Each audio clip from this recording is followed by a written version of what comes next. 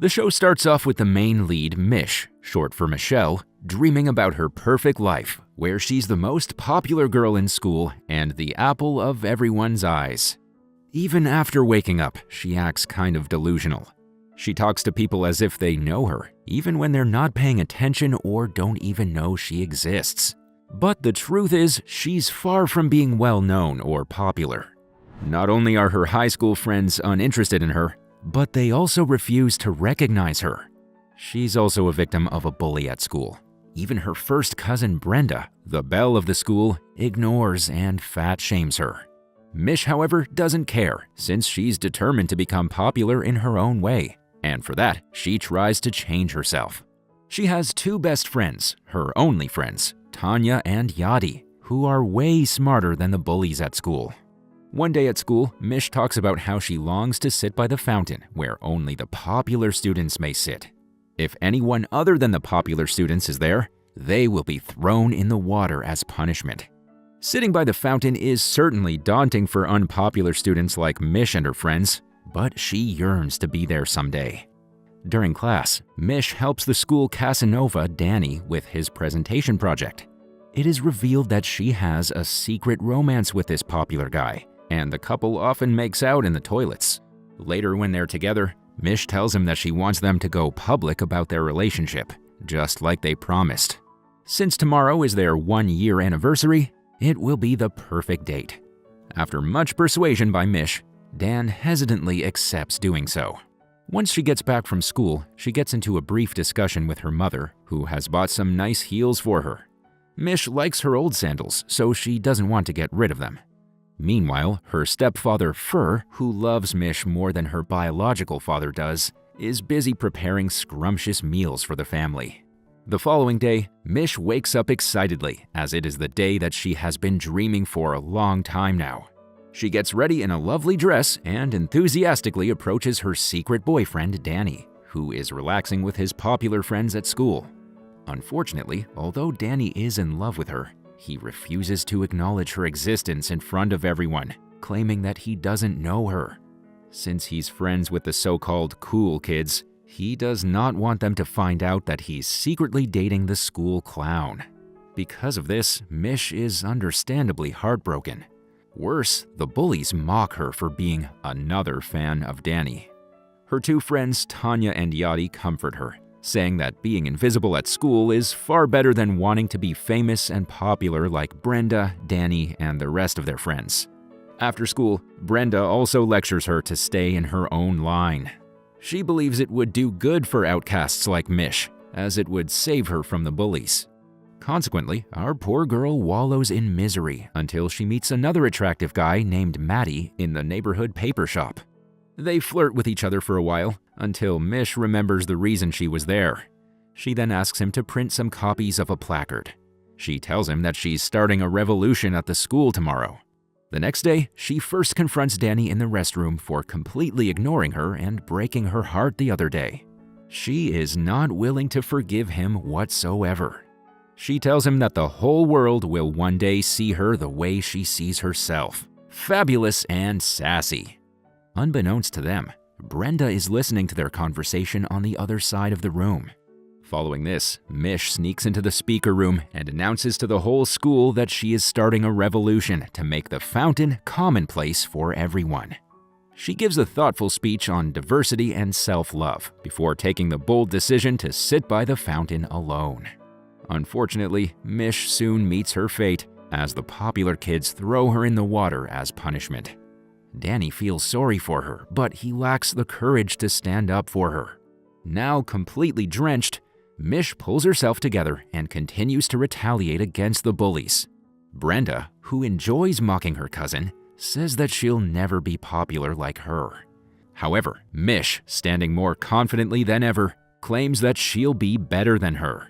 Surprisingly, her statement earns her a big round of applause from the bystanders. During the weekend, Maddie, who also works as a part-time DJ and party planner, invites Mich to a school party. She's more than excited because she's never been to a party before. The following day at school, Danny anonymously places a teddy bear and flowers as an apology sign in Mich's seat. However, she is still mad at him, so she burns the gifts right in front of him during the science lab. Danny later retrieves the burnt teddy bear from the trash. Just then, Brenda asks him to talk in private. She tells him not to go out with Mich anymore. Danny initially pretends not to recognize her. However, he drops his act when Brenda reveals that she had overheard them talking the other day. She then reminds him that it would be a social suicide to date such an invisible girl like Mich. Meanwhile, Tanya and Yadi advise the same thing to Mich.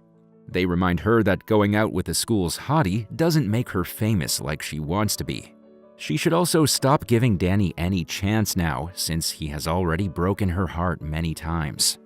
Later at home, Mich goes through her grandma's closet to pick a dress for the upcoming party. Her frisky mood soon changes when she learns that her younger sister Jessie, who lives with their biological father, has come to stay with them. Though Mich doesn't like her privacy to be invaded, she accepts her sister's presence in her room. Jessie was dropped by their father, so Mich catches up with him and talks about her rather exciting school life. On the day of the party, Mich and her friends are clad in traditional Mexican huipil dresses. Her stepfather drops them to the venue, only to discover that Mich has misunderstood the party as a traditional pageant. Consequently, they become an amusement for the rest of the partygoers, especially Brenda and her mean friends. Regardless, Mich wins everyone's hearts with her talent for singing. She takes over the floor with her incredible voice, impressing everyone. After her performance, Maddie asks her to be his business partner for event planning, where she could work as a performer. Mich gladly accepts his offer, believing that he has started liking her. But much to her dismay, she discovers that Maddie only wants to get close to her to get Brenda's phone number. But they do have their partnership contract intact. As the days pass, Maddie and Brenda soon start dating and fall in love, much to Mich's disappointment. The following day at school, there is a new transfer student named Majo. It turns out that Majo, a citizen of Chiapas, moved here because she's a homosexual, and when a picture of her kissing a girl went viral, it caused her life to be upturned. Consequently, she fled her hometown. When Mich sees Majo sitting by the fountain with the popular kids on her first day at school, she cannot help but be curious about this new girl. She is now determined to investigate her background. Meanwhile, Danny skips class that day in order to leave a letter for Mich in her room. He sneaks into the backyard, but is sadly caught by the stepfather, Fur. Danny then talks about his secret relationship with Mich and how he wronged her. In response, Fur advises him not to leave the ones he loves in the dark. He gives an example of a flower, telling him that if you hide them, they will die. Back in school, the students are grouped into 3 for a computer project. Much to their disappointment, Brenda and Mich are teamed up together along with Majo.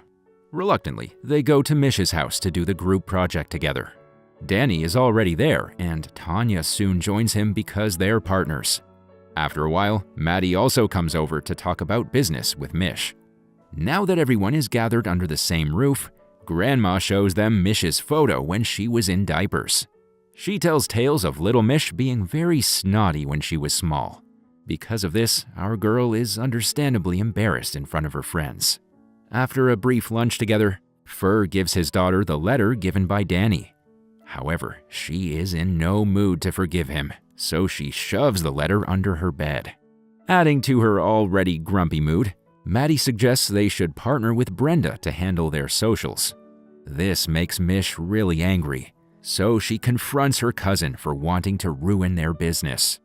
Brenda is by no means backing down. Instead, she feels proud to have Maddie under her fingertips. In a fit of rage, Mich says something very personal about Brenda's parents, causing her grandma to bicker with her. Majo then takes Mich outside to clear the air. They hang out in a park and eat some ice cream together. While they're chatting, a group of boys recognize Majo from her viral picture and make fun of her, callously calling her the meme girl. Mich seems oblivious, so she asks Majo what the boys are talking about. However, the latter doesn't say anything and simply runs away. Mich's life continues to be a roller coaster ride when she learns that the school is going to stage a musical performance based on Alice in Wonderland. She desires to be the protagonist because this is the only moment in high school where she can show that she is here, leave a mark, and be heard. However, Yadi and Tanya know better because only the skinny girls with perfect white legs are chosen as the protagonists. Despite this, Mich is determined to audition for the role. Even though Yadi and Tanya are not particularly supportive of her, Maho ignites hope in Mich, making her believe that she may be the one to change the course of history. This is particularly because no plus-size Mexican has ever played the lead role in their school. That evening, Mich tries on dresses and practices for the audition with Maho. They get caught up in their drama so much that Mich forgets about attending Tanya's graffiti competition. In the meantime, Tanya wins the best graffiti design competition, based on a sisterhood theme. She had drawn a picture of her, Yadi, and Mich to showcase a pure and meaningful sisterhood bond between them. However, despite the win, she is upset that her best friend didn't show up to support her. The following day, Mich profusely apologizes to Tanya and promises to make it up to her. Just then, she remembers that it's her grandma's 70th birthday, but she doesn't have any gift ready. Anxious, Mich thoughtlessly announces that she will sign up for the most beautiful flower competition. Grandma is beyond elated because she wanted Mich to participate in the competition for so long now and keep up the legacy. It's revealed that Mich is from a slightly prejudiced family that values tradition and culture above everything else. Turns out her mother, grandma, and great-grandma all became the most beautiful flowers in their eras. In the next scene, Mich rushes to the school's auditorium and gives her best performance. To her good luck, the judges seem to be impressed with her voice and dance skills. Maho, Yadi, and Tanya congratulate her backstage. Suddenly, Mich gets a call from her mom and learns that the family is in the city's square to sign up for the most beautiful flower competition. Mich didn't think her family would take the competition so seriously. Hence, she rushes to the city square to stop them from signing up. When she arrives there, she learns that her grandma has already registered her name. Now, Mich is worried because there's a lot of pressure on her to become the most beautiful flower. If she doesn't succeed, her family's legacy will be in jeopardy.